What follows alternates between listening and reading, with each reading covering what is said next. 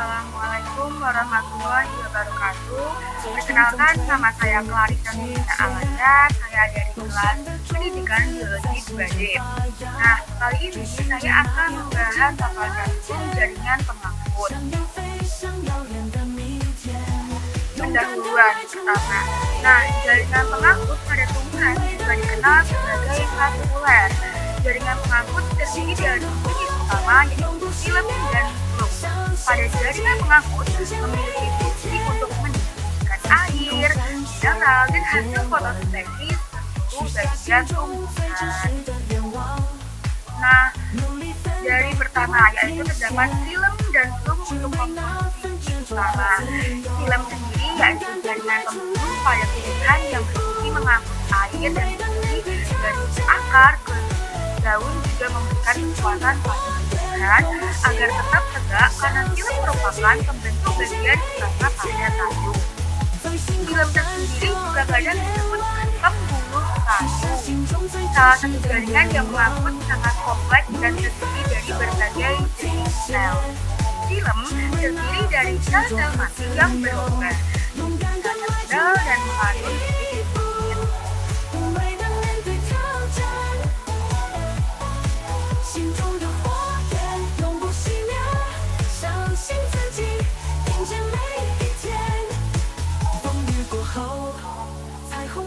Kemudian terdapat flux atau pembuluh tapis, yaitu jaringan pengangkut pada tumbuhan berpembuluh yang berfungsi untuk mengangkut hasil fotosintesis seperti gula dari daun ke seluruh bagian tumbuhan. Fungsi utama flux adalah mengangkut zat makanan hasil fotosintesis dari daun ke bagian-bagian tumbuhan seperti batang, akar, bunga, buah, biji, dan biji. Nah, dari hasil dan pembahasan, saya menggunakan tumbuhan bunga sepatu untuk mengamati jaringan pengangkut, yaitu terdapat beberapa komponen yang saya amati, yaitu ada epidermis, kolandim, parenkim, xilem, dan flux.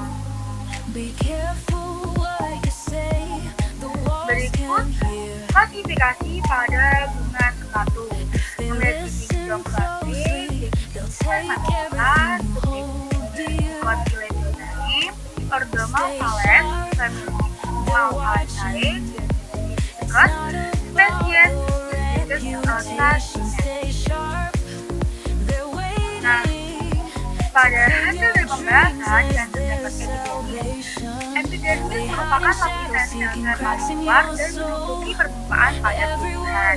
Sel epidermis memiliki fungsi melindungi jaringan dari lingkungan luar, berperan dalam mengatur perkembangan. Epidermis pada tumbuhan batang bunga sepatu sangat terlihat dan dapat diamati. Kedua, yaitu terdapat kolentim pada batang bunga sepatu. Kolentim sendiri merupakan jaringan pada tumbuhan yang berfungsi sebagai penguat pada organ tumbuhan yang masih aktif dalam pertumbuhan. Kolentim terdiri dari sel-sel duduk dengan jenis sel yang menempel secara tidak merata. Kolentim juga tidak memiliki lignin, sehingga tetap fleksibel. Kolentim banyak ditemukan pada organ tumbuhan yang masih muda, seperti tangkai daun, bagian tepi daun. Batang bunga sepatu memiliki kolentim sehingga batang tetap fleksibel dalam pertumbuhannya. Kemudian yang ketiga terdapat parenkim pada batang bunga sepatu. Nah, parenkim merupakan jaringan besar pada tumbuhan yang terdiri dari sel bentuk dengan dinding sel tipis dan vakuola yang besar. Parenkim berperan dalam berbagai fungsi, fotosintesis, penyimpanan cadangan makanan, dan transportasi. Kemudian, berdasarkan hasil pengamatan batang bunga sepatu, terdapat komponen utama yaitu xilem dan flux. Xilem merupakan jaringan pengangkut yang berfungsi untuk mengalirkan air mineral dari akar menuju daun serta memberikan kekuatan pada batang. Film mempunyai struktur dinding yang mengandung biji yang tebal. Film sendiri mempunyai arah aliran yang hanya ke atas, sehingga mengangkut air mineral dari akar ke dalam tumbuhan terdapat pada batang atau daun. Sebagian film juga terdiri dari sel-sel mati. Nah, yang terakhir pada batang batu terdapat bulb yang merupakan jaringan pengangkut pada tumbuhan yang berfungsi untuk mengalurkan fotosintesis dari daun menuju bagian tumbuhan. Bulb juga menyimpan cadangan makanan dalam bentuk gula atau padi di akar dan juga di batang. Struktur komponen bulb terdiri dari sel-sel bulb yang bekerja sama dalam transportasi zat makanan. Namun, sebagian besar adalah sel bulb. Arah aliran pada bulb terdiri dari dua arah, yaitu dapat ke atas dan juga ke bawah. Nah, terakhir yaitu pertanyaan. Pertanyaan yang terdapat pada buku praktikum, yaitu pertama, sebutkan sel-sel penyusun jaringan bulb. Kedua, tentukan sel-sel penyusun jaringan bulb. Dan terakhir, jelaskan karakteristik sel trakea, tracheit, dan sel trapis dan tabung trapis berdasarkan kajian literatur. Jawabannya yaitu sel penyusun jaringan film terdapat tracheit, trachea, xilem, dan pavement. Kemudian sel penyusun jaringan film terdapat tabung trapis, sel pengiring, parenchymum, saraf.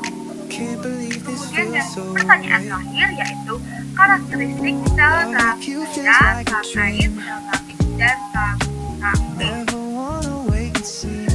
Nah, trakea memiliki fungsi transportasi air dan mineral terletak pada jaringan film. Kemudian tracheit memiliki fungsi memberikan dukungan struktural dan terletak pada xilem.